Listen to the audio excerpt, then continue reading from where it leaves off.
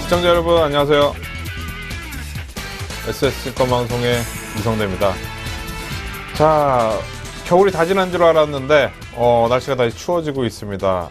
웬일일까요? 아침에 나오면서 날씨가 너무 추워서 깜짝 놀랐는데 뭐 과거에도 뭐 이런 적은 있었죠. 날씨가 겨울에 별로 안 춥다가 막판에 잠깐 추워지는 그런 경우도 있었는데 오늘 그런 날이었던 것 같습니다. 날씨가 상당히 춥고 다시 뭐 겨울이 시작되는 거 아닌가 뭐 이렇게 좀 느껴졌었는데 대신에 이제 2월이 이제 다 지나갈 수 있는 2월이 지나가고 나서 이제 봄이 오듯이 우리가 막판 추위라고 생각을 하니까 생각보다 그렇게 춥지는 않았습니다. 즉 오늘 지나고 나게 되면 이제 따뜻한 봄날이 올 수 있겠구나 이렇게 생각이 돼서 오히려 희망을 가질 수 있었던 그런 하루가 아니었나 생각이 되는데요.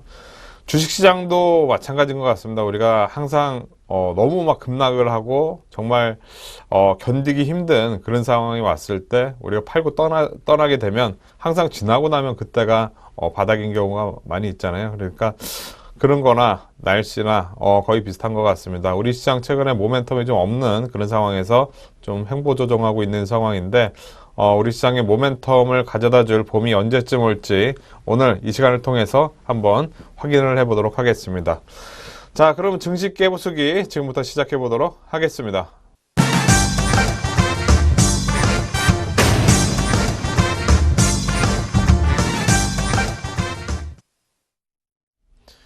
네, 이 시간 지수 깨부수기 시간입니다. 항상 말씀드리지만 지수가 올라올 때 우리가 투자를 해야지 훨씬 더 좀 좋은 수익을 거둘 수가 있죠. 지수가 밀리는 상황에서 우리가 수익을 거두기란 그렇게 쉽지는 않은데요. 그래서 이 시간 지수가 어느 방향으로 될지 항상 판단을 해보면서 그거 관련된 어떤 기회가 있을지 우리가 찾아보는 그런 시간입니다. 지수 어느 방향으로 움직일지 한번 봐야 될 것 같은데요. 오늘 이 시간에는 최근 제가 단기적인 그런 이슈에 대해서 시장의 방향을 좀 예측을 하고 했었는데 오늘 이 시간에는 아직 올 한 해 2015년도가 많이 남았기 때문에 중기적인 관점에서 우리 시장에 기회가 있을지 한번 찾아보는 그런 시간을 한번 갖도록 하겠습니다. 자, 중기 추세 예측인데요. 상당히 어렵죠. 그죠? 우리가 중기적으로 우리나라 어떻게 될까 상당히 궁금하기도 하지만 반대로 이런 거 예측을 하기 위해서는 다양한 이제 요소를 가지고 분석을 해봐야 될 것 같은데 시장은 그렇습니다. 내가 10가지를 가지고 시장을 분석을 해도 맞는지 틀리는지 결과적으로는 2가지 결과가 나오게 되어 있고요. 내가 한두 가지만 가지고 판단을 하더라도 결론은 맞거나 틀리거나 2가지만 나오게 되어 있습니다. 그래서 확실한 논리만 확실하다면 좀 확률이 높은 쪽의 그런 내용들을 분석을 해서 시장을 분석을 하는 게 맞다고 생각이 되는데 오늘 중기 추세 한번 생각을 한번 해보도록 하겠습니다. 물론 종합지수 그리고 코스닥 지수도 한번 생각을 해보도록 하겠습니다. 자, 보통 중기적으로 추세가 만들어지는 그런 과정을 우리가 생각을 해본다면 추세는 우리가 이제 그 기업이라든가 국가의 펀드멘탈 그리고 이 기업이나 국가에 영향을 주는 글로벌 경기 이 두 개가 합쳐져서 추세가 결정이 된다고 볼 수가 있습니다. 즉 글로벌 경기가 펀드멘탈이 좋더라도 글로벌 경기가 안 좋게 되면 중기적인 관점에서는 펀드멘탈도 좀 안 좋아질 수 있는 그런 상황이 될 수 있고 글로벌 경기가 안 좋아도 그 각 기업의 펀드멘탈이라든가 성장성이라든가 이익률이라든가 이런 부분이 좋다면 상대적으로 부각이 돼서 혼자 올라갈 수도 있는 그런 상황이 될 수도 있습니다. 그래서 우리나라 상황이 어떤지 한번 생각을 해보고 대응을 해봐야 될 것 같아요. 그래서 지금 현재 추세 종합지수 옆으로 계속 횡보하는 그런 모습이 나오고 있죠. 월봉 차트 한번 보면서 말씀을 좀 드려보도록 하겠는데요. 자, 종합지수 월봉 차트 지난번에도 우리 한번 봤지만 보도록 하겠습니다. 2011년도부터 해서 2014년도까지 해서 옆으로 계속 이렇게 움직이고 있는 그런 상황이에요. 딱히 올라갈 만한 모멘텀이 별로 없는 그런 상황이죠. 그리고 그렇다고 크게 밀릴 만한 그런 상황도 아닌 것 같고, 그러다 보니까 옆으로 박스권에서 움직이는 상황이 계속되고 있습니다. 어느 방향으로든지 추세가 만들어질 수 있는 그런 자리죠. 즉 추세라는 거는 위쪽으로 이제 돌파해서 전고점 라인 있다가 돌파가 돼서 출발했을 때 상승 추세가 계속 이어질 가능성이 높고, 반대로 저점 라인 때 깨지게 되면 하락으로 계속 이어질 수도 있는 그런 기로에 있는 그런 모습입니다. 국내 시장 과연 올라갈 수 있을지 이 시간 한번 중기적인 관점에서 한번 예상을 해보는 그런 시간 갖도록 하겠는데요. 자, 먼저 우리나라의 경쟁력을 한번 생각을 해보겠습니다. 최근 글로벌 시장을 우리가 생각을 해본다면, 각국이 막 금리 인하를 막 하고 있죠. 이번 1월 달만 들어서도 12개 국가가 금리 인하를 했어요. 즉, 처음 미국에서부터 이제 돈을 풀기 시작을 했고, 일본도 돈을 풀기 시작을 했고, 그 다음에 이제 유럽도, 그렇죠. 중국도 이제 금리 인하를 작년부터 실시를 하면서, 전 세계 주요한 그런 중요한, 그런 국가들이 슬슬 자국의, 그리고 자기 지역의 경기 회복을 위해서 돈을 풀고 있는 그런 상황들이, 나오다 보니까, 기타 다른 국가들도 금리 인하를 하면서 자국의 경기를 회복시키기 위한 그런 정책을 취하고 있는 그런 상황입니다. 우리나라도 조만간 금리 인하를 할 수도 있다는 뭐 그런 분위기가 시장 뭐 뉴스라든가 전문가들의 의견이라든가 이런 데서 나오고 있기는 한데, 그런 상황이 제대로 진행이 될지는 봐야 될 것 같고요. 어쨌든 우리나라는 이런 다른 나라에 비해서 좀 뒤처졌죠. 그죠? 뭔가 선제적으로 좀 나서서 확 회복을 시키겠다, 이런 내용이 정책적으로 아직 없는 거죠. 작년 7월 달에 2014년도 7월 달에 정부의 어떤 이제 강력한 의지를 좀 보여주면서 그때 당시 지수가 한번 올라오긴 했었는데, 딱히 뭐 후속타라든가 후속적인 그런 이제 대책이라든가 그런 부분은 없었죠. 그러니까 제자리로 주가가 밀리는 그런 상황이 나왔었는데, 그때 당시 2100포인트 가까이 올라왔다가 뭐 1900 특선까지 깨지는 그런 모습이 나올 정도로 제자리로 밀리는 그런 상황이 나왔습니다. 즉 정부 정책 측면에서 아직까지 우리나라는 경쟁력이 있지는 못한 그런 상황인 것 같습니다. 우리가 주변에 뭐 일본이라든가 뭐 최근에 나온 유럽이라든가 그리고 기존에 강력하게 정책을 펼쳤던 미국이라든가 이런 정책을 통해서 회복을 시키기 위한 그런 과정들이 우리나라는 아직 부족하다는 점에서 국내 지수, 아까 말씀드렸던 종합지수 월봉 차트 이 상태에서 그런 모멘텀이 좀 나와주면 좀 올라올 텐데, 뭐 이제 희망이라도 있으면 좀 위로 올라가는 상황이 되겠지만 그런 상황이 없었죠. 작년 7월달, 아까 좀 전에 말씀드렸던 7월달 잠깐 올라왔을 때가 이때였고요. 그러고 나서 이제 쌍봉 그림에서 오히려 밀리는 그런 모습이 나왔습니다.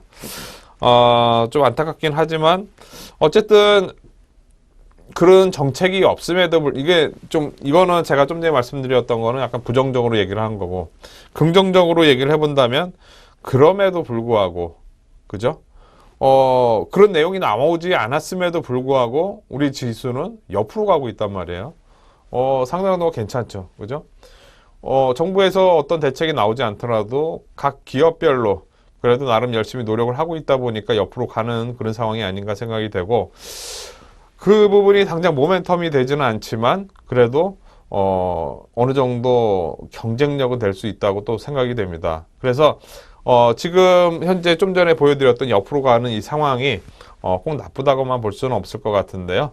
뭔가 정부 정책이 만약에 나오게 된다, 그렇게 하게 되면 옆으로 횡보하다 길게 위로 올라가는 그런 상황이 나올 수도 있기 때문에 그런 상황이 정부 정책 관련해서 올라올 수 있는 그런 상황이 나올지 우리가 한번 잘 지켜봐야 될 것 같습니다. 자, 업종별로 한번 생각을 해봤는데요. 먼저 지금 현재 가장 고전을 면치 못하고 있는 자동차 업종입니다. 우리가 경쟁력 자동차 업종 이전에도 제가 말씀을 드렸어요. 우리가 생각을 해보는 현대차 차트를 한번 보면서 말씀을 먼저 드려보도록 하겠는데요. 현대차 차트 최근에 옆으로 횡보를 하다가 지속적으로 이제 밀리려고 하고 있는 그런 모습이 나오고 있습니다. 월봉 차트 기준으로 한번 보도록 하겠는데요. 좀 긴 관점에서 이렇게 본다면 2008년도 금융위기 이후에 그때 당시 3만원대에서부터 해서 27만원까지 올라올 정도로 상당히 가파르게 올라가는 그런 모습이 나왔습니다. 근데 잘 보시면 아실 거예요. 추세가 상승해서 하락으로 이렇게 전환되는 모습이 나왔죠. 거기다가 저점과 고점이 높아지는 상승 추세가 나오다가 이제 어느 순간부터인가 저점 라인 때도 깨지는, 이전 저점 라인 때, 중요한 저점 라인 때를 다 깨지는 상황이 나오고 있어요. 그러면서 크게 이렇게 좀 조정받는 그런 상황이 나오고 있죠. 그죠? 2008년도에 장기 이평선에서 정확하게 돌아섰기 때문에 이 빨간색 이평선 라인 때 정도 와야지 어느 정도 지지가 될 것 같은데, 지금 보시면 12만 5천 원 라인 때 정도까지도 아래로 열려 있는 그런 상황이라고 볼 수가 있겠습니다. 이 추세 이렇게 올라오다 이렇게 밀리는 거, 제가 지난번 우리 추세가 가장 중요한 핵심이다라고 말씀드리면서 추세가 전환될 때는 주식을 팔아야 된다고 그때 말씀을 드렸죠. 다시 한번 제가 잠깐 보여드리면 좀 뒷부분에 있는 요 내용, 요건데요. 현대차 2008년도 위기 때 요렇게 이 3만원대에서부터 상승 추세가 이어지면서 계속 올라가다가, 그죠? 저점 라인 때가 깨지게 되면 제가 이제 매도를 해야 된다고 말씀드렸죠. 고점이 하나 나오고, 그 다음에 나오고, 깨지고, 그 고점까지 확인한 다음에 하락 추세가 되다 보니까 이런 큰 조정의 초기 단계가 보통 이제 이렇게 나오게 되어 있습니다. 근데 현대차 월봉을 지금 보면은 이렇게 올라오다가 깨지는 그런 모습이 나오죠. 그죠? 그러고 나서 전저점 라인 때까지도 깨지는 모습이 나오는데, 전저점 라인 때 깨지고 확인하고 밀리는 하락 추세가 제대로 진행이 되고 있는 그런 모습입니다. 상당히 안타까운데, 우리나라 시가총액 2위 종목이잖아요. 그죠? 시가총액 2위 종목이 만약에 밀리게 이렇게 하락 추세로 계속 된다. 그렇게 하게 되면은 당연히 종합지수에는 영향을 줄 수밖에 없죠. 현대차가 이렇게 밀리는데, 물론 나머지 업종이 좀 돌아서면서 올라갈 수는 있겠지만, 이렇게 현대차가 이렇게 밀리는데 종합지수가 혼자만, 아까 월봉 차트에서 종합지수 혼자만 옆으로 이렇게 되면서 위로 올라갈 가능성은 상당히 적죠. 그죠? 그러니까 지금 당장 여건은 좋지 않다. 우리가 뭐 업종별로 생각을 해봐도, 그 내용적으로 생각을 해봐도 최근에 뭐 미국에서 뭐 전기자동차라든가 이런 시대가 벌써 이제 다가오고 있는 상황이잖아요. 그죠? 근데 우리는 약간 방향을 아직은 못 잡은 것 같고, 그 다음에 글로벌 시장에서는 자꾸 소형차를 많이 만드는 그러는데, 우리나라는 소형차 쪽 비중은 그렇게 크지는 않죠. 그러다 보니까, 점점 그 시대의 흐름하고 약간 안 맞는 그런 부분들이 저는 주가가 저렇게 아래로 밀리게 만드는 그런 원인이었다고 생각이 됩니다. 1월 자동차 판매도 감소를 했고, 그 다음에 2월 달에도 좀 부진할 거라고 하는 그런 전망들이 자동차 업종에 미치고 있는 영향, 즉 좀 전에 말씀드렸던 경쟁력 부분에서 떨어지는 이런 부분들이 종합지수에 영향을 미치면서 안 좋은 그런 상황이죠. 시가총액 2위니까 분명히 우리나라 지수에는 부정적인 상황이 될 가능성이 높다. 즉 자동차 업종만 봐서는 아까 월봉 차트가 옆으로 가다가 이렇게 올라갈 가능성이 그렇게 쉽지는 않다라고 이렇게 볼 수가 있겠고, 그 다음에 IT 업종 한번 보도록 하겠습니다. 뭐 대표적으로 삼성전자 얘기할 수 있겠죠. 삼성전자 최근에 자사주 취득도 하고, 그러고 뭐 지난 4분기 턴어라운드도 되고 어느 정도 좀 돌아설 수 있는 그런 모멘텀을 갖춰가고 있는 그런 상황인 것 같습니다. 스마트폰 부분에 있어서 경쟁이 상당히 치열해지는 그런 상황은 맞는데, 그래도 어느 정도 수익률을 기록을 하고 있다 보니까 딱히 크게 나빠지지는 않는 그런 모습입니다. 대신에 그러니까 예를 들어서 이제 많이 최근에 많이 하락했다 약간 올라왔죠. 그죠? 하락했다 이렇게 올라왔는데 그 다음 추가적으로 올라가기 위해서는 추세가 완전히 전환되기 위해서는 모멘텀이 있어야 되잖아요. 이 부분에서 물론 주주환원 정책이라든가 뭐 거기에 내용에 배당도 많이 주고 자사주 취득도 있고 이런 상황이 됐지만 추가적으로 더 올라가기 위해서는 모멘텀이 있어야 되는데 아시다시피 계속 뭐 삼성에 나오는 스마트폰 시리즈라든가 이런 걸로 봐서는 기존 그 시리즈랑 비슷한 그런 상황이 되는 것 같고 나머지 그 사업 분야에서는 딱히 모멘텀이 그렇게 크지는 않는 것 같고 그러다 보니까 스마트폰 쪽이 돌아서야 줘야 되는데 우리가 삼성전자 스마트폰 앞으로 또 새로 나오게 되면 또 바꾸실 의향이 있는지 한번 제가 여쭤본다면 이전만큼 그렇게 많지는 않을 거예요. 지난번 애플이 아이폰 6 나왔을 때 그때만큼 되지는 않을 것 같습니다. 그렇게 본다면 삼성전자도 주가로 한번 봐볼까요? 삼성전자 주가로 한번 보도록 하겠는데요. 삼성전자 최근에 좀 많이 올라왔는데 지금 상황에서 추가적으로 막 크게 급등하기 위한 그런 모멘텀이 있을까 생각을 해본다면 딱히 없는 것 같아요. 그죠? 그렇게 본다면 단기적으로는 상승 추세가 이어지는 거 맞긴 했는데 삼성전자가 지금부터 해서 140만원, 150만원 돌파해가지고 올라와줘야지 아까 보여드렸던 종합지수 월봉이 위로 올라올 거 아니에요. 그죠?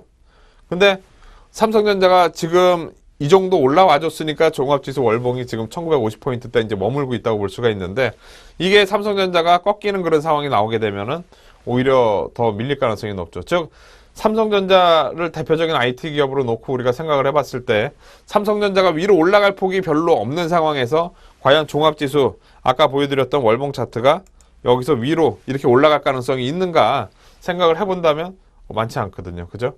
오히려 더 경쟁이 더 심해지고 다행인 거는 지난 3분기 대비해서 실적이 턴어라운드가 됐기 때문에 그나마 다행이긴 하지만 삼성전자가 크게 돌아설 모멘텀이 없는 이상 종합지수가 여기서부터 쉽게 전고점 라인대를 돌파하는 그런 상황이 아직까지는 나오기는 힘들 가능성이 높다라고 우리가 이렇게 볼 수가 있겠죠. 즉 우리가 IT 업종에서도 딱히 모멘텀은 없는 상황이죠. 오히려 자동차 쪽은 안 좋고 IT 쪽은 그냥 옆으로 가는 정도 우리가 모멘텀이 별로 없죠. 그죠? 자, 그 다음에 조선업종 한번 보도록 하겠습니다. 조선업종 아직 뭐 실적 발표한 기업도 있고 발표 안 한 기업도 있는 것 같은데 현대중공업 같은 경우는 2월 12일 날 발표하는 걸로 알고 있는데요. 조선업종도 이전에 현대중공업이 시가총액이 아주 컸을 때 지수에 영향을 많이 줬었습니다. 근데 지금은 딱히 그 정도는 아니죠. 그죠? 네. 지금 조선업종 전체적인 시가총액이 그렇게 크지 않는 비중까지 내려오다 보니까, 지수에, 이전만큼 그렇게 크게 영향을 주지는 못해요. 어쨌든, 그래도 조선업종, 그래도 하나의 큰 이제 기존에 중요했던 업종이라고 본다면 이쪽 업종이 돌아서 줘야지 같이 전체적인 지수도 아까 종합지수 옆으로 가다가 위로 올라가는 그런 걸 한번 기대해 볼 수 있을 것 같은데 지금 조선업종 생각해 본다면 3분기까지 실적이 아주 안 좋았단 말이에요. 근데 4분기 때는 턴어라운드가 될 거라는 그런 기대감 때문에 종목들이 조금씩 주가가 올라가는 그런 모습이 나오고 있습니다. 현대중공업 한번 보도록 하겠는데요.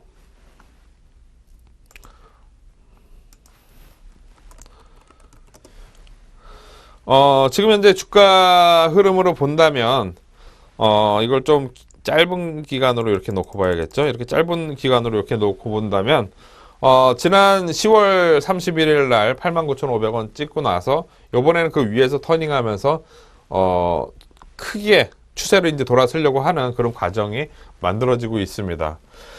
근데 지금 실적을 앞둔 시점에서 요 빨간색 장기 이평선은, 중기 이제 추세 라인이거든요.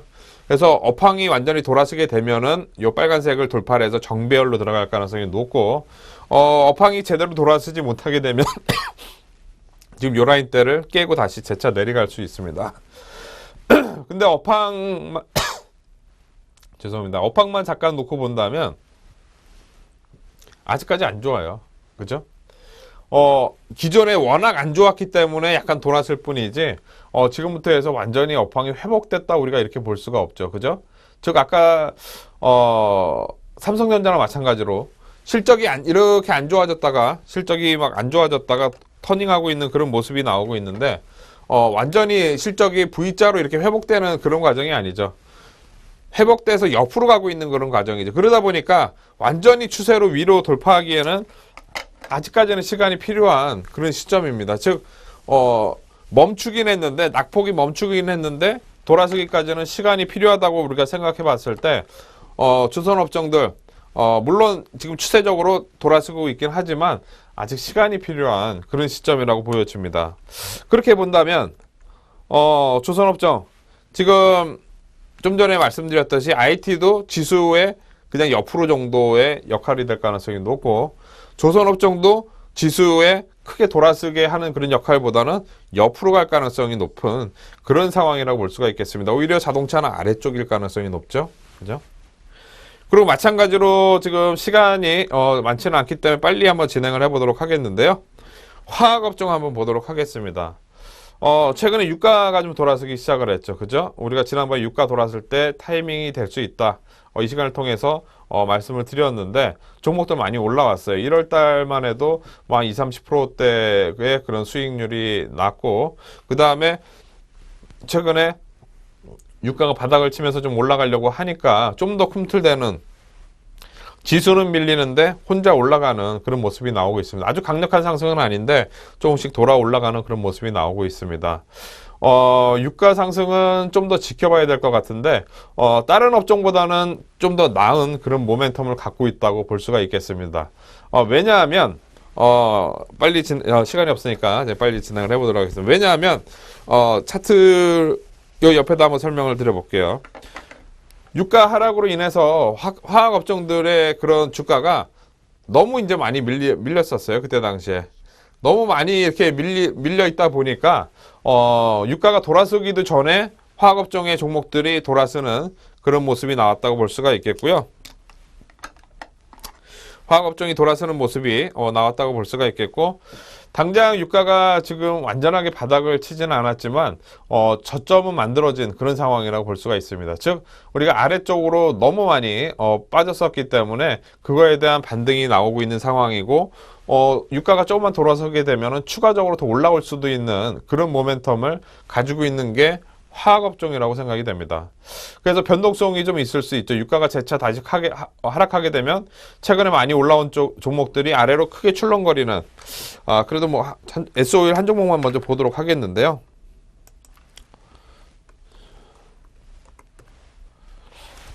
자, S-오일 한번 보도록 하겠습니다.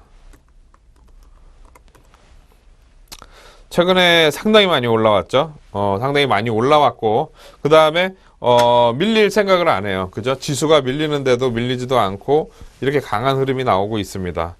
대신에 이전에도 말씀드렸듯이 유가가 재차 다시 저점 라인 깨고 내려갈 수도 있어요. 그렇기 때문에 뭐 S-오일 같은 게 한번 출렁거릴 수는 있습니다. 아래쪽으로 출렁거릴 수는 있는데, 큰 그림상으로 기존에 워낙 많이 이렇게 빠져서 내려왔기 때문에 이 정도 올라가는 거는 그냥 단기적으로 제자리 찾아가는 정도라고 볼 수가 있겠고, 유가에서 모멘텀이 나와주는 상황이 된다 그러면은 변동성은 좀 커지겠지만 아래쪽으로 밀렸다가 올라올 때는 전고점 돌파하면서 크게 눌림목이 만들어지는, 지난 1월달 5만원대 초반에서부터 45,000원까지 밀렸다가 올라오는 이런 과정들이 앞으로도 또 나올 가능성이 있다는 거죠.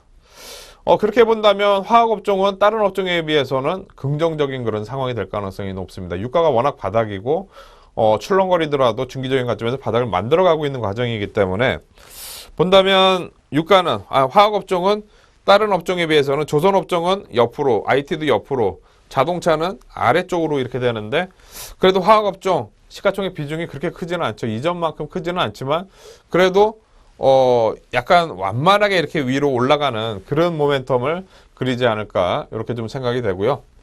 마지막으로 건설업종 보도록 하겠습니다. 뭐 시장에 가장 영향을 미치는 그런 업종들을 한번 선정을 해서 여기다 올려봤는데요.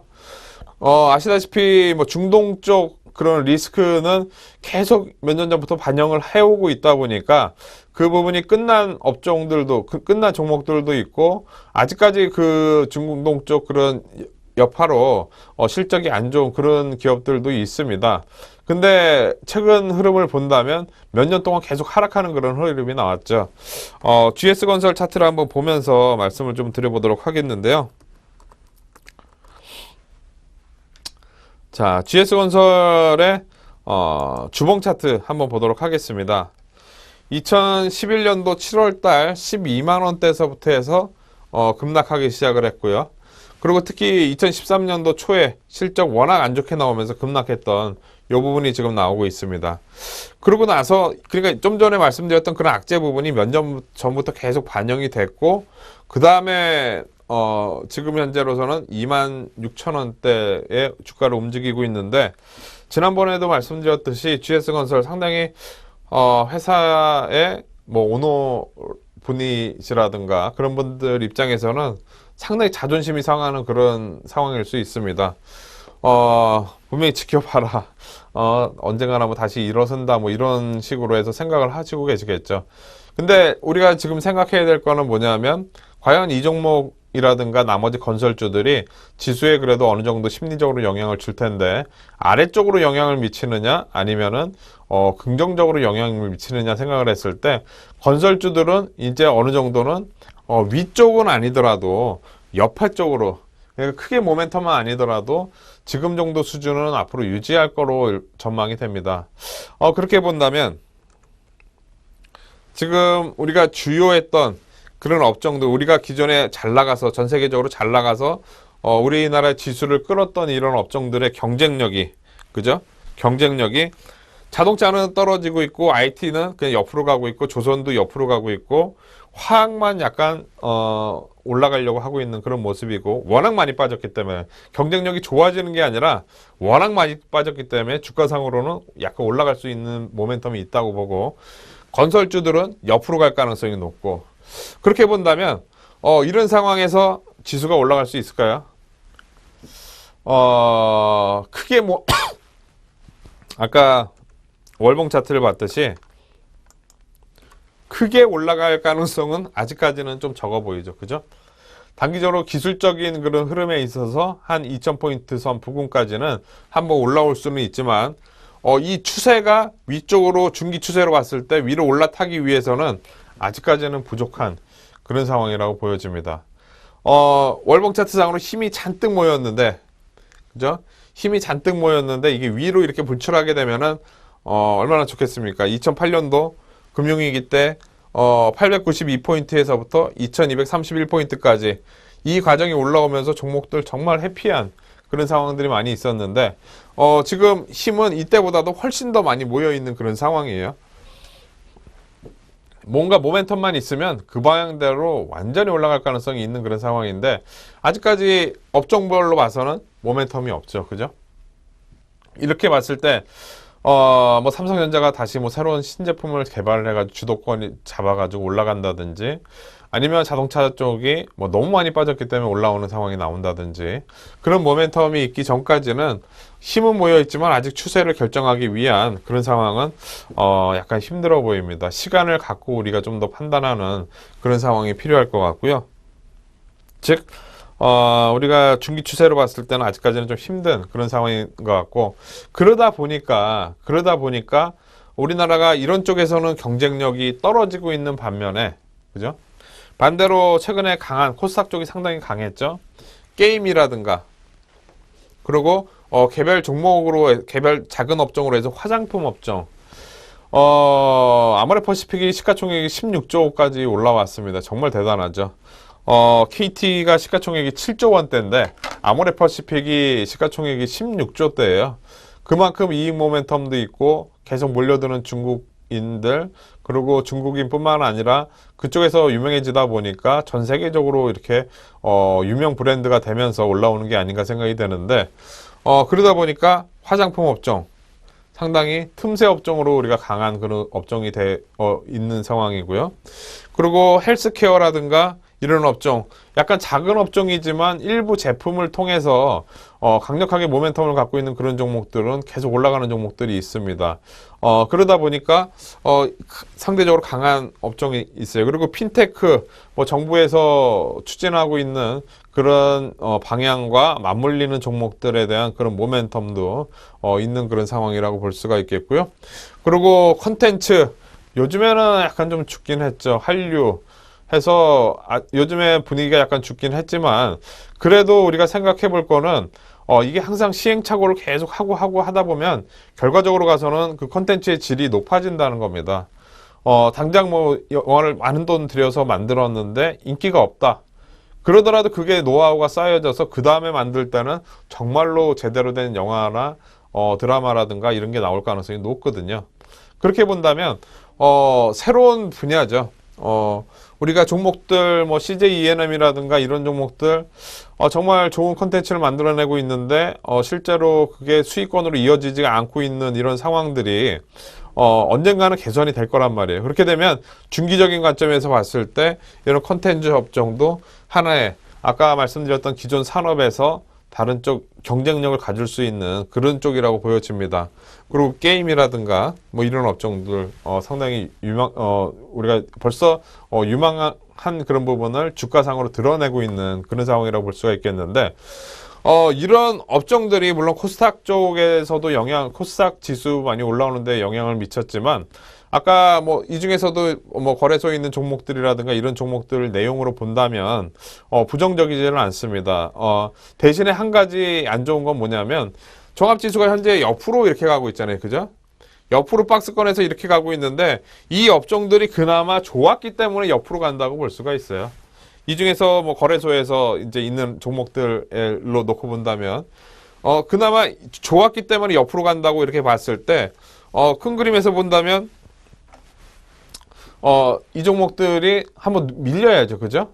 쉬었다 가야지 지수에는 다시 위로 올라가는 영향을 줄 수가 있는데, 최근에 이 종목들이 워낙 많이 올라왔단 말이에요.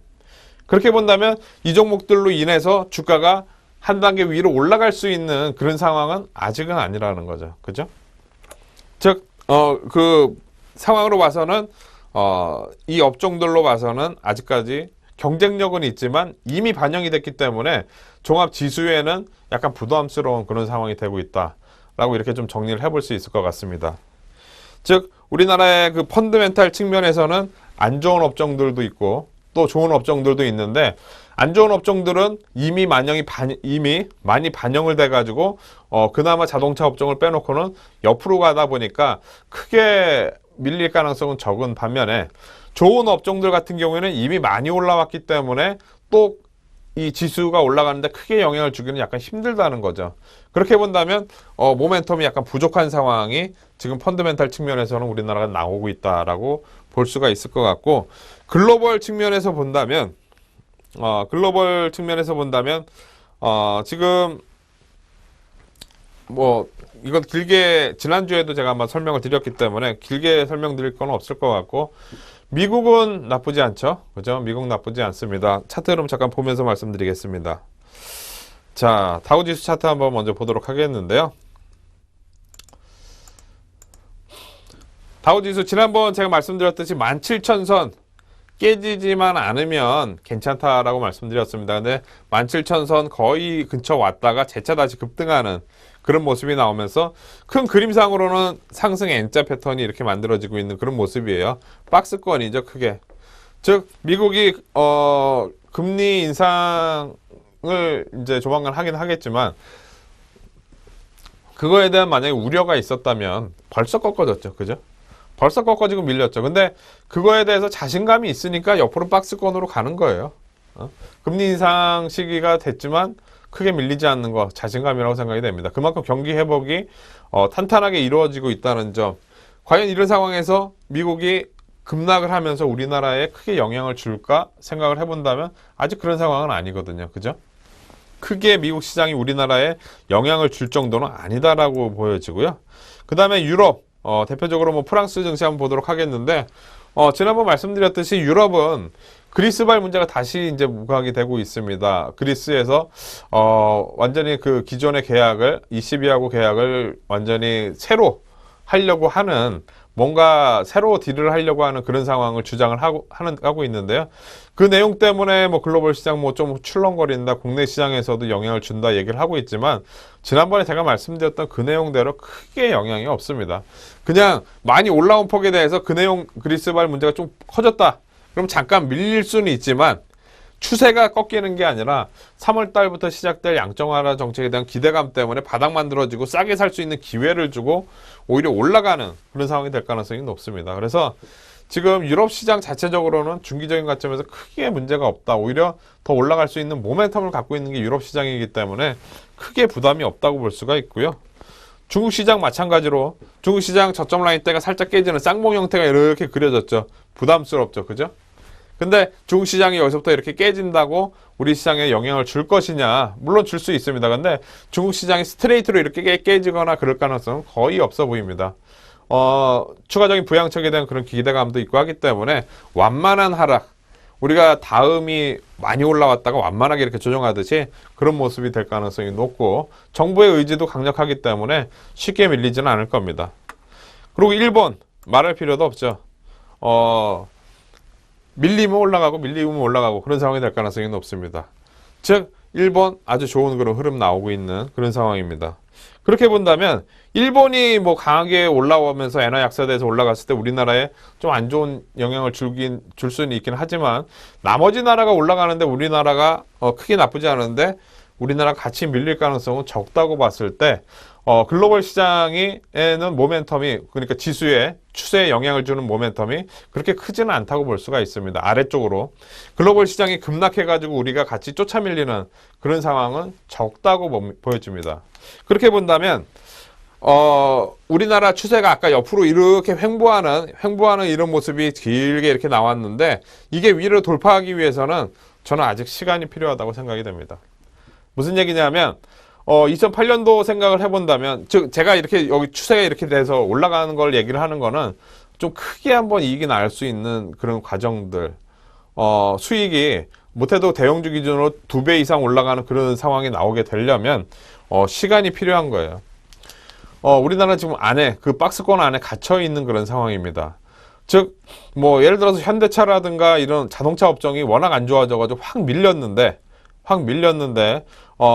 뭔가 새롭게 개발을 하거나 아니면 글로벌 경기가 회복되는 모습이 나오면서 추세적으로 돌아서게 된다면, 추세적으로 돌아서는 상황이 나오게 되면 그때는 모멘텀이 될 가능성이 있고, 그리고 삼성전자에서 뭔가 다른 제품들이 할 수 없는 그런 제품이 나오거나 그렇게 하게 된다면, 주도권을 잡게 된다면 충분히 옆으로 가다 위로 올라갈 수 있는 그런 상황이 될 수 있습니다. 화학업종 많이 빠졌는데 유가가 재차 다시 뭐 한 70불, 80불 막 이렇게 올라가는 상황이 나오게 된다. 그렇게 하게 되면 화학업종 전체적으로 올라가는 그런 상황이 나오면서 모멘텀 될 가능성이 있고요. 근데 아직까지는 그런 상황이 나오지 않고 크게 밀릴 가능성도 없다 보니까 아직은 시간이 필요한 그런 상황이라고 좀 정리를 해볼 수 있겠고요. 그래서 답답하지만 뭐 위기가 오거나 아니 모멘텀이 나오기 전까지는 크게 올라갈 가능성은 적다고 생각이 됩니다. 그래서 지금 코스닥 종목들하고 코스피 두 군데로 나눠서 제가 이렇게 생각을 해봤는데요. 이전에도 말씀드렸듯이 변함은 없습니다. 코스닥 리스크 관리 하셔야 됩니다. 최근에 많이 올라왔다가 급락하는 모습이 이제 나오기 시작을 하는데, 왜냐면 이제 기업들 실적 발표할 때가 됐으니까 미리 팔고 나오는 거예요. 그러면서 실적 발표해서 어닝 서프라이즈 발표해서 다시 한번 올라간다, 그렇게 하게 되면 쌍봉이 만들어지고 밀리는 겁니다. 즉 먼저 빠지고 재료 나와서 올라왔다가 쌍봉 만들고 밀리는 과정이 조만간 나올 가능성이 높고, 그 변동성을 이용을 해서 단기적으로 대응하시는 건 좋지만 짧게 매매하셔야 되고, 기존에 갖고 있는 것들은 팔고 이익 실현을 하고 나중에 좀 안정된 다음에 다시 매매하는 그런 상황이 좋을 것 같고요.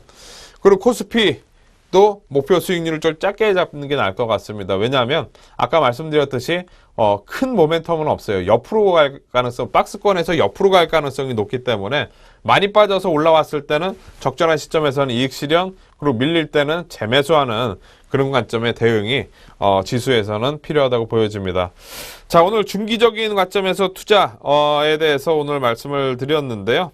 어떻게 도움이 되셨는지 모르겠습니다. 중기적인 관점에서 뭔가 모멘텀이 나와줘야지 죄송합니다. 모멘텀이 나와줘야지 우리가 한번 크게 기회가 있을 것 같다라고 생각을 해본다면, 반대로 얘기를 하면 그 과정까지는 살아남아야 돼요. 기회가 우리가 항상 왔는데 그 전에 포기하는 경우가 상당히 많잖아요. 그러니까 기회가 왔을 때까지 꼭 살아남기를 바라겠고요. 포기하지 말고 이 시장에 계속 있다 보면 분명히 좋은 기회가 있습니다. 그러니까 시장이 오늘 날씨처럼 상당히 춥더라도 포기하지 말고 잘 견뎌서 좋은 날을 한번 기대해 보도록 하겠습니다. 자, 지금까지 SS증권방송의 이성대였고요. 잠시 후에 이어서 황대현 위원이 이어서 진행하도록 하겠습니다.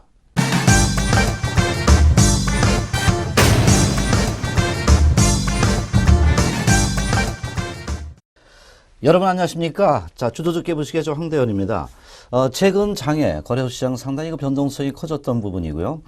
지난주에 말씀드렸던 코스닥 시장 상당히 그 급등 탄력을 좀 주었던 이러한 모습을 보였는데, 바로 한 단계 반등에 따른 현재 그 변동성을 좀 수반하고 있다 이렇게 봅니다. 자, 그럼 오늘 주도적 깨보시기에서 여러분들과 대화를 할 그 부분이, 일단은 코스피와 코스닥을 나눠서 투자 시기에 이런 어떤 투자의 그 변화를 좀 찾아보고요. 그 다음 또 유망 종목 두 종목을 또 여러분들과 같이 나눠보도록 하겠습니다. 자, 우선적으로 이제 코스피 쪽인데요. 최근에 들어오면서 코스피가 상당히 그 변동성의 흐름을 좀 크게 준 이런 그 모습을 좀 보여주고 있습니다. 물론 이제 코스피의 그 흐름을 봤을 때 특히 최근에 좀 크게 좀 부각되고 있는 게 미국 달러 강세가 좀 나타나고 있습니다. 아마 이거 조만간 금리 인상하는 것이 아니냐, 뭐 이런 얘기가 나오면서 상당히 금리 인상 부분에 대한 부담감 부분이 바로 달러 강세로 전환이 되면서요. 상당히 이것은 또 우리나라 국내 그 증시에 이거 외국인들 자금 유출해 가는 것이 아니냐, 이런 측면들이 크게 좀 부각이 되고 있다 이렇게 좀 볼 수 있습니다. 또한 현재 우리가 미국과 더불어서 중국 쪽이죠. 바로 그 중국 쪽은 중국의 수출입 그 지표 부분이 그 현재 약간은 좋지는 않습니다. 또한 중국에서도 최근에 들어오면서 지준율 인하하면서 바로 환율 전쟁이 들어가고 있다는 겁니다. 그러니까 전 세계적으로 지금 그 환율 전쟁이 상당히 강하게 현재 일어나면서 미국이면 미국 또는 바로 중국이면 중국 쪽에 이러한 변수가 나타나고 있습니다. 그래서 코스피 시장의 흐름을 볼 때 지금 현재 그 대내 변수가 약간은 좀 남아 있다 봅니다. 물론 이제 실적 시즌이 거의 다 됐습니다. 거의 이제 다 돼서 이런 실적 쇼크 부분에서도 많이 줄어들 수 있지만 최근에 뭐 자동차 업종이라든가 기아차 같은 게 최저가로 가잖아요. 그래서 이런 대내 변수 부분이 좀 남아 있기 때문에 우리가 그 코스피 시장의 그 흐름을 볼 때 단기 변동성이 조금은 남아 있지 않겠냐 이렇게 우리가 그 접근을 좀 해볼 수 있습니다. 특히 1월에 그 중국의 수출입 증가율이 예상치를 좀 하회했다는 부분, 즉 중국의 경제 지표가 그렇게 아주 좋지 않다는 부분이고요. 아주 좋게 나오지 않는다는 부분이고, 또 최근에 IPO 그 자금 동결 합치 약 2조 위안 정도 24개 기업에 현재 자금 동결을 한 겁니다. 제일 중요한 날이 제가 볼 때는 아마 요 12일 같습니다. 12일. 바로 EU 정상 회의죠. 그래서 만약 이제 그리스와 의견차 부분이 여러 가지 있습니다. 근데 그리스가 정말 탈퇴할 것인가, 뭐 이런 얘기가 상당히 좀 많이 나왔던 부분인데요. 최근에 들어오면서 그 부분은 많이 좀 줄어들지 않겠느냐. 그러고 나서 어느 정도 조율이 되지 않겠냐 이렇게 본다면은 대외적으로 지금 그 유럽 쪽에서 나타날 수 있는 것이 요번 12일 아닌가 이렇게 봅니다. 그래서 11일 날 유로존에서 재무장관 회의를 하고요. 12일 날 바로 유로의 정상회담이 나타났을 때 그리스가 과연 탈퇴는 안 할 가능성이 높겠다 이렇게 보고요. 얼마만큼 채무 탕감이라든가 채무에 대한 그 조율을 할 수 있느냐. 그렇게 된다면 아마 최근 뭐 중국 쪽의 부담감은 좀 있다 하더라도 바로 돈을 푸른 ECU의 그 그리스 악재분은 많이 줄어들 가능성이 도리어 12일을 기점으로 남아있지 않겠냐 이렇게 우리가 접근을 좀 해볼 수 있습니다. 자, 코스피 시장차가 지난주에 상당히 분기점에 와 있다 이렇게 말씀을 드렸잖아요. 여기서 이제 우리나라 그 코스피 종합시장의 흐름을 좀 본다면은 2093포인트까지 그 상승한 이후에 최근에 들어오면서 현재 조정을 주고 있는 가운데 특히 바로 이 부분이죠. 상당히 그 캔들이 뭉쳐져 있는 이러한 그 모습을 보이고 있다 이렇게 볼 수 있죠. 그래서 주가의 흐름을 볼 때 최근 들어오면서 주가의 그 흐름들이 이렇게 뭉쳐져 가는 이런 측면들이 크게 좀 부각이 되고 있다. 이렇게 좀 볼 수 있습니다. 그래서 2월 9일 현재 차트를 볼 때 저는 단기 변동성은 있다. 아까 말씀드렸다시피 코스피 방향성의 종합적인 평가를 볼 때 대내의 변수가 좀 남아있다. 이렇게 좀 봅니다. 그래서 중국의 뭐 수출입 지표라든가 환율 전쟁이라든가 이런 부분 때문에 요 코스피 시장은 일단은 변동성을 좀 가미할 가능성이 있습니다. 특히 여기서 보니까 외국인들의 매도가 계속 나오고 있습니다. 외국인의 매도가. 그래서 이런 것들이 그 단기적으로 수급적인 코스피 시장에 어떤 변동성을 줄 수 있다. 이렇게 좀 판단이 됩니다. 그래서 만일에 제가 요거 변곡점이라고 그랬는데 요 파란 선입니다. 이제 5일선은 이탈됐단 말이에요. 그래서 요 파란 선에 바로 60일선 이평이죠. 이것은 만약 이탈되면은 한 단계 변동성을 줄 수 있어요. 그래서 상당히 요번 9일 이후에 이 방향성이 과연 12일 날 20이라든가 이런 부분이 어떤 방향으로 변화가 될 건가를 우리가 좀 확인을 해야 되지 않겠나 이렇게 좀 봅니다. 그래서 요 지지 여부를 좀 보고 또 반등이 된다 하더라도 여기에 지금 요 그 분홍색 선이 있잖아요. 그 이평의 저항이 있어요. 그래서 당분간은 이렇게 가두리 안에 좀 갇혀질 가능성 내지는 단기 변동성 부분이 조금 더 이어질 가능성이 코스피 시장에는 남아있지 않겠냐 이렇게 좀 예측을 해볼 수 있겠고요. 자, 코스닥 시장도 일단 단기 변동성은 확대가 될 것 같습니다. 9일 현재 상당히 오늘 음봉 길이가 좀 길어졌던 부분인데요. 바로 그렇습니다. 외국인 기관의 그 차익 매물이 나오는 거죠. 그동안 많이 떴죠. 상당히 탄력도가 크게 좋았기 때문에 코스닥 시장은 외국인 기관의 차익 매물이 나타날 수 있는데 이제 왜 그러냐면 거래소 시장은 실적 발표가 거의 다 됐어요. 근데 코스닥 시장은 게임주를 필두로 해서 이번에 실적이 발표되는데 이 중소형주 이제 실적이 발표되면서 상당히 우리가 이제 명암이 엇갈릴 수 있다고 봐요. 그래서 만일에 요번에 이제 그 실적 시즌이 되면서 중소형주의 본격적인 실적 부분이 나타나면서 어떤 변동성을 줄 수 있는데 어쨌든 코스닥 시장도 그동안 단기 탄력이 좋았다.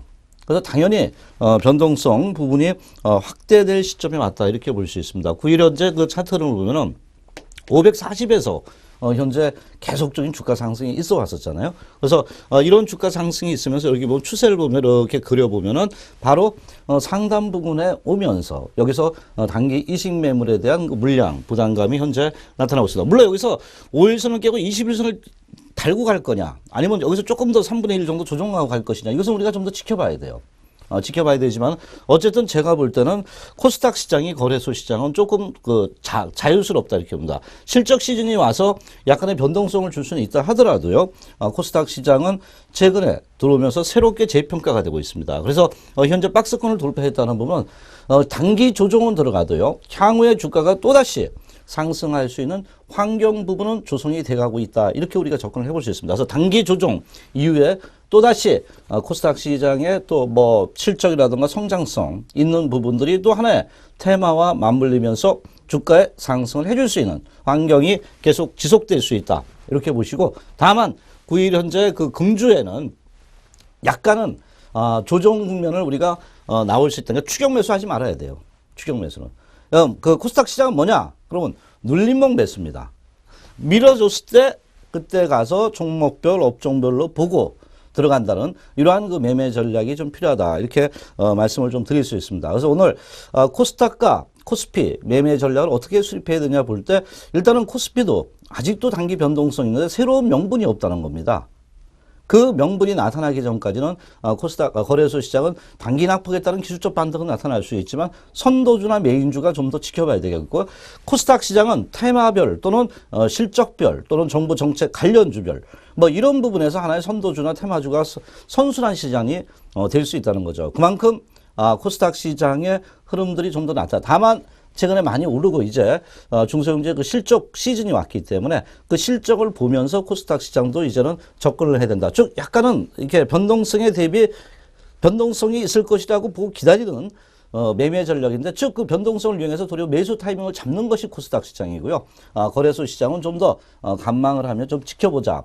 이렇게 좀 말씀을 좀 드리도록 하겠습니다. 그래서 오늘 첫 번째 강의 코스닥과 거래소 시장의 매매 전략을 먼저 말씀을 좀 드렸습니다. 잠시 후에 다시 뵙도록 하겠습니다.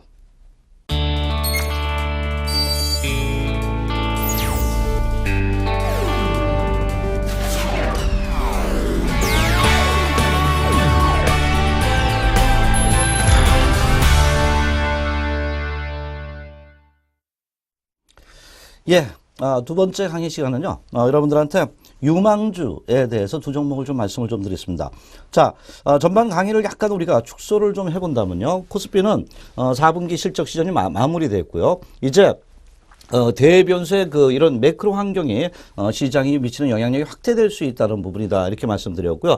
코스닥은 바로 실적과 밸류에이션 부분이 가장 중요하다. 실적 시즌이 왔기 때문에. 그래서 이 부분의 영향력이 확대되기 때문에 코스닥의 민감도도 현재 나타날 수 있는데 어쨌든 거래소보다는 코스닥 시장의 흐름들이 좀 더 어느 정도 수급의 긍정적 흐름을 보여줄 수 있다. 이렇게 좀 말씀을 좀 드렸죠. 자, 그러면, 우리가 유망 종목에서 중소형주를 하나 좀 여러분들한테 말씀 좀 드리겠는데요. 바로 SBS 미디어 홀딩스입니다. 특히 이제 2008년 3월에 SBS 세그 투자 부분이 인적 분할되면서 설립이 됐던 부분인데요. 최근 이제 SBS 미디어 홀딩스는 가장 중요한 부분이 방송 콘텐츠의 수직 계열화입니다. 그래서 이 부분이 나타나면서 SBS 미디어 그룹의 지주회사로 SBS 미디어 홀딩스가 현재 자금을 좀 하고 있는데 최근 TCP라 그래서 바로 턴어라운드가 현재 SBS 미디어 그룹이 현재 이루어지고 있다는 부분이고 C는 또 차이나입니다. 바로 중국 쪽에서 또다시 기대감이 높아지면서 플랫폼의 성장성 부분이 서서히 현재 부각이 되고 있다. 이렇게 볼 수 있습니다. 그래서 실적의 턴어라운드가 현재 SBS 미디어 홀딩스가 이루어지고 있다는 측면이고요. 두 번째, 중국 쪽에서 재료가 서서히 재부각되고 있고요. 마지막에 플랫폼 성장성에 대한 기대치가 상당히 긍정적으로 좀 부각이 되고 있는 상황이다. 이렇게 볼 수가 있겠습니다. 자, 그럼 SBS 미디어 홀딩스를 봤을 때 현재 최대 주주는 태영건설이죠. 그 다음에 기트라미가 갖고 있는데 일단은 SBS 미디어 홀딩스는 이렇게 수직 계열화가 되어 있습니다. 그래서 모든 것을 간장을 하고 있습니다. 바로 SBS 스포츠면 스포츠, 골프면 골프, 바로 플러스면 플러스, 또 인터내셔널, 또 SBS 여러분 잘 아시는 이런 부분에 수직 계열화되면서 SBS 미디어 홀딩스가 상당히 시장 지배력, 그러니까 자회사에 대한 지배력이 긍정적으로 현재 부각이 되고 있는 상황이다. 이렇게 좀 볼 수가 있겠죠. 그래서 SBS 미디어 홀딩스가 최근에 들어오면서 이러한 바로 턴어라운드와 중국과 더불어서 콘텐츠 부분이 강화되면서 과거보다는 다르게 새롭게 재부각이 되고 있는 상황이다. 이렇게 볼 수가 있겠고요. 자, 차트 흐름을 좀 보도록 할까요? SBS 미디어 홀딩스는요, 최근 주가를 볼 때 저점은 꾸준하게 좀 높아지고 있는 이런 상황을 좀 보여주고 있습니다. 상당히 최근 주가가 이제 이 3단계 이렇게 보면 거래가 처음에 많이 늘어났습니다. 처음에 상당히 많이 늘어났는데 그 다음에 거래가 좀 줄어들면서요, 또 거래가 줄어들고 있죠. 그러면서 고점이 높아지고 있다는 겁니다. 즉, 제가 볼 때 이것은 물량이 잠길 가능성이 높은 이러한 흐름이 아닌가 이렇게 좀 보는데요. 최근 이제 보면은 고점이 높아지면서 이평들이 서서히 재수렴이 돼가고 있다는 거죠. 그래서 제가 판단하기에는 수급 흐름 상당히 긍정적이다 이렇게 봅니다. 그러면 단기적으로 좀 많이 뜬 것이 아니냐, SBS 미디어 홀딩스의 일봉 차트를 볼 때 이렇게 우리가 느낄 수도 있습니다. 그러나 주봉을 한번 이렇게 좀 본다면요, 지금 여러분이 보시는 것이 SBS 미디어 홀딩스의 주봉 차트입니다. 상당히 그동안에 9,300원대 구간에서 계속적인 하락을 좀 있었고요. 3,110원대를 저점으로 해서 이제 변화가 있는데 주봉 차트 잘 보면 거래가 상당히 늘어나고 있습니다. 왜 주봉 차트를 보냐면 또 캔들의 위치를 볼 때 고점에서 많이 내려온 상태라는 겁니다. 물론 일봉상은 상당히 많이 올라 있기 때문에 이것이 단기적인 부담감을 줄 수 있다 하더라도 주봉상 차트를 봤을 때는 그동안에 상당한 하락 패턴 부분에서 첫 번째 거래가 상당히 늘고 있다는 부분. 또한 이평에 보시면 정배열을 완전히 해놨잖아요. 단기 이평은요. 주봉상 단기 이평이면 5주 20주 이렇게 볼 수 있죠. 그래서 돼 있고 캔들 구조가 상당히 안정이 있잖아요. 약간 하계둥지 같이 좀 안정이 돼 가고 있다. 주봉상 이렇게 봅니다. 그래서 단기 시각보다는 중기적인 관점에 이 종목을 좀 바라보자. 물론 일봉상 여기 보시면은 약간의 반전이 있다 하더라도 주봉의 흐름을 봤을 때는 상당폭 주가가 한 단계 하락한 이후에 최근에 주봉상 평균 거래량 부분이 서서히 증가되고 있다는 부분입니다. 그래서 이런 부분을 볼 때는 일단은 저도 차트 흐름상 일단은 긍정적이다. 다만 이 종목의 흐름을 볼 때 바로 급등하지는 않을 것 같습니다. 찬찬히 가는 종목이다. 찬찬히. SBS 미디어 홀딩스는 그런 수급만 갖춰진다면 천천히 올라가는 거지 이게 바로 땡기고 바로 끝나고 뭐 이런 부분은 아닐 것이다. 이렇게 보시면서 주가의 그 접근을 좀 하는 것이 낫지 않겠나 이렇게 봅니다. 그래서 첫 번째 SBS 미디어 홀딩스 바로 턴어라운드가 되고 중국에 대한 재료가 있고요. 콘텐츠 부분이 강화되면서요. 과거보다는 다르게 새롭게 재부각이 되고 있다. 이렇게 말씀을 좀 드렸습니다. 자, 두 번째는 여러분들 상당히 친숙한 종목입니다. 과거의 주가가 상당히 이 종목 개인들한테 좋았던 부분인데 바로 두산인프라코입니다. 정말 오래간만에 두산인프라코를 말씀을 좀 드리고요. 최근에 들어오면서 얘기를 하고 있는데 특히 최근 두산인프라코가 과거보다는 약간의 변화를 주고 있습니다. 물론 중국의 그 현재 지게차 부분이 매출이 좀 줄어든 이런 부분 때문에 상당폭 주가의 그 하락폭이 컸던 모습을 보였죠. 그러나 최근에 들어오면서 두산인프라코가 바로 2014년 그 4월 달에 바켓 부분이 서서히 이제 긍정적으로 현재 변화가 되고 있다는 겁니다. 특히 현재 바켓홀딩스 부분이 과거보다는 실적 부분이 서서히 현재 재부각되고 있는데 과거 이제 바켓이라는 부분 때문에 상당히 주가가 많이 흔들렸던 것이 아마 두산그룹이었어요. 그만큼 바켓의 향후 성장성 부분이 주가에 상당히 큰 변화를 줄 수 있는 이러한 그 환경이 조성된다. 이렇게 좀 볼 수 있죠. 그런데 최근에 바퀴홀딩스 부분이 상당히 일단 긍정적으로 좀 변화되고 있고요. 엔진 사업부 부분입니다. 그래서 이것이 과거보다 많이 좀 변했다. 뭐 이런 얘기가 좀 나오고 있죠. 그래서 엔진 사업부가 선전을 좀 하고 있는데 특히 비수기의 영향에서 많이 그 탈피를 하고 있는 부분이 아닌가 이렇게 좀 볼 수 있습니다. 그래서 최근에 영업이익 측면을 봤을 때는 현재 공작기기에 선전할 수 있다는 걸 보여줬는데 1083억입니다.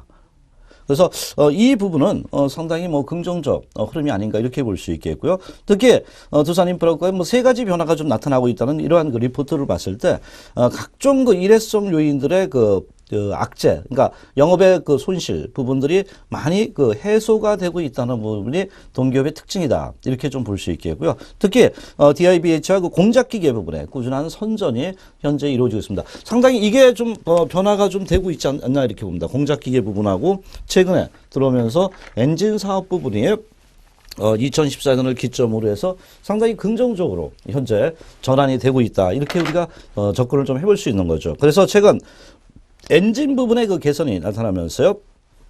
전사적으로 실적이 2014년도에 대비해서 큰 폭으로 늘 수 있다는 측면이 부각되고 있습니다. 상당히 두산인프라코가 이런 종목군들이 뜨게 되면 대중장이 많이 오는데 제가 볼 때 뭐 그래도 코스닥 시장이나 거래소 시장 보면 중소형주 같습니다. 그래서 중소형주의 그 흐름이 좀 더 긍정적으로 부각되고 있는데 자 두산인프라코 제가 정말 오래간만에 소개시켜드렸 했잖아요. 일봉상 여기서 기술적 반등을 한번 해주고 나서요. 최근 세기형 모양을 만들고 또 다시 주가가 밀렸어요. 상당히 이 종목 갖고 계신 분 되게 힘들었을 거예요. 근데 최근에 들어오면서 완전히 그 현재 그 저항선 부분을 1차 저항선을 돌파를 했어요. 물론 아직까지 2차 저항선이 있어요. 이렇게 보시면은요. 선이 두 개 있잖아요. 그래서 1차 저항선은 여기서 돌파를 했고요. 2차 저항선을 현재 그 돌파를 시도하고 있다는 겁니다. 우선 거래가 좋습니다. 제가 볼 때. 거래량 괜찮고요. 그 다음에 낙폭 가대라는 점. 최근에 중소형주들 보면요. 특히 거래소 시장은 동력이 이렇기 때문에 뭐 주가가 기술적 반등을 하는 게 나타나는 것은 대개 뭐 낙폭 가대 종목에서 나타난다 이렇게 보는데 두산인프라코도 최근에 주가를 볼 때 고점에서 많이 빠진 상태에서요.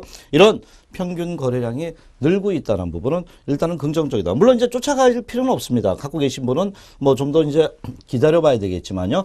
요것은 두산인프라코는 도리어 눌림목을 줄 때 매수를 해라. 저는 이렇게 말씀드립니다. 쫓아가가지고 무조건 매수하면 흔들리게 돼 있거든요. 그래서 때를 기다립니다. 때를 여기서 눌러주기를 한 11,000원 정도가 되지 않을까 이렇게 좀 보는데 11,000원에서 11,500원대 이렇게 저점 아래쪽에 그것이 지켜준다면 그쪽에서 한번 또다시 눌림 미국의 그 반전에 대한 그 기대치가 높아질 수 있다 이렇게 말씀을 좀 드리도록 하겠습니다. 그래서 오늘은 제가 거래소 시장과 코스닥 시장을 말씀을 드렸고 그다음 유망 종목인데요. 자 거래소 시장 당분간은 변동성은 좀 나타날 수 있다. 일봉상 그 흐름을 말씀드렸고요.